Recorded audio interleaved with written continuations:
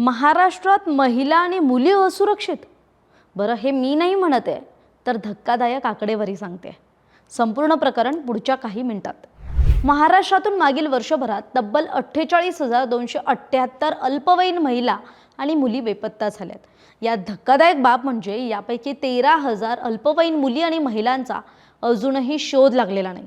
बरं, ही माहिती खुद्द राज्य सरकारनं काल अर्थसंकल्पीय अधिवेशनात विधानसभेत दिली आहे. त्यामुळे आता राज्य सरकारच्या आणि गृह विभागाच्या कारभारावरच प्रश्नचिन्ह उपस्थित झालंय.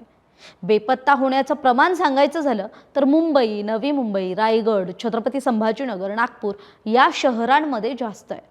मंगळवारी विधानसभेत अल्पवयीन मुली बेपत्ता होत असल्याबाबत मंगेश कुडाळकर, प्रशांत ठाकूर या आमदारांनी विचारलेल्या प्रश्नाला लेखी उत्तरातून गृह विभागानं माहिती दिली आणि त्यातूनच ही धक्कादायक आकडेवारी समोर आली आहे. गृह विभागानं दिलेल्या आकडेवारीनुसार राज्यात 2025 या वर्षात हरवलेल्या 48,278 महिलांपैकी 36,581 महिलांना शोधण्यात पोलिसांना यश आलंय. मात्र अजूनही 11,697 महिला बेपत्ता आहेत. तर 12,113 अल्पवयीन मुली हरवल्या होत्या.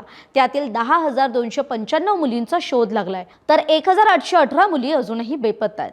आताची आकडेवारी ही खरं तर 2024च्या वर्षातल्या आकडेवारीपेक्षा जास्त आहे. म्हणजे हरवलेल्या महिला आणि अल्पवयीन मुलींच्या संख्येत यंदाच्या वर्षी वाढ झाली आहे. 2024 साली हीच संख्या 45,662 इतकी होती. पण त्यापैकी मुंबईतील 4,515 अल्पवयीन मुलींपैकी 4,455 मुलींचा शोध लागलाय. तर राज्यात 20 जानेवारीपासून ऑपरेशन मुस्कान सुरू करत हरवलेल्या मुलांचा शोध घेण्यात येत असल्याचं सुद्धा राज्य सरकारनं सांगितलंय. मात्र अजूनही 13,000 अल्पवयीन मुली आणि महिलांचा अजूनही शोध लागलेला नसल्याची धक्कादायक माहिती सुद्धा सरकारनं दिलेल्या आकडेवारीत आहे.